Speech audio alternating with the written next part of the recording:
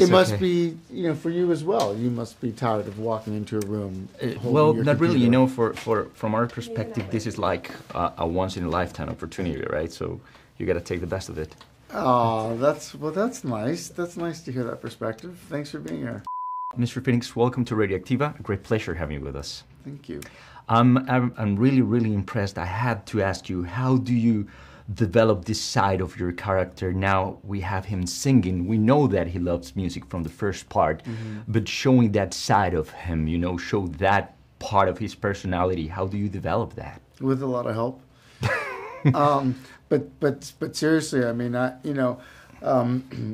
worked with this a great vocal coach, Roger Love, who I actually worked with on a movie called Walk the Line, like 20 years prior. Joaquin Cash. And really what part of it was finding, like, what is your range? What part do you strengthen? And when do you kind of push to the boundaries of that range? Because I realized at some point that the idea was to find, like, the voice of the character, not necessarily to sing good, right? It was to try to kind of find something that seemed there's something plaintive and emotional and kind of desperate in some ways, the way that he sings, and trying to find the difference between how Arthur may sing and how Joker may sing. So it was really, working with Jason Ruder and George Drakoulias, and of course with Todd. In some ways, the singing, Todd would always say, singing is basically dialogue. And so in some ways you're just trying to find what is the emotional core of that scene in that moment, whether you're speaking the dialogue, whether you're singing it. So I had a lot of help. And how did you find that voice? I mean, I remember, since you mentioned Walk the Line, the tone of Johnny Cash. And now, of course, your character has this different kind of voices for different kind of songs. You already did the good singing on Walk the Line.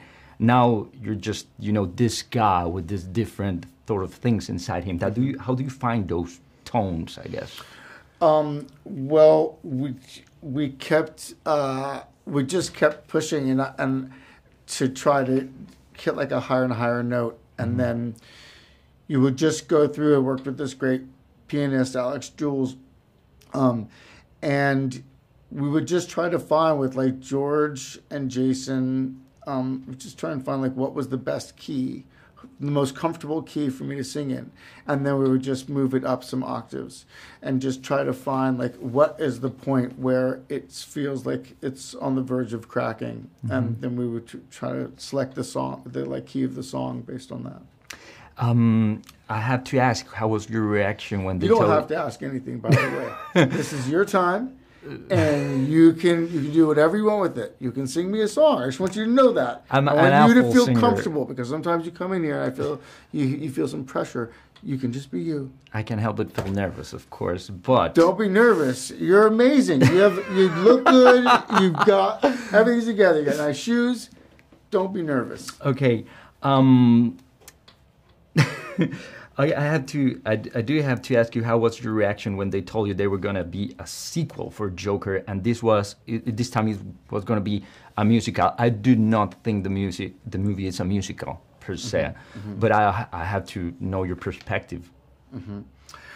Yeah, Todd and I had been talking about performance.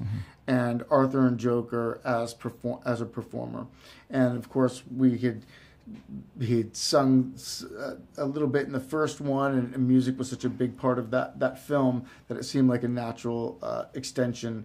And I thought it would be interesting and challenging, and we didn't talk about it as a musical in that. We just didn't want that to limit us. We didn't want to call it a musical. It's a film in which the characters express themselves at times through song. Mr. Phoenix, thank you very much for this. Thank you. So nice to see you. Have a very nice day.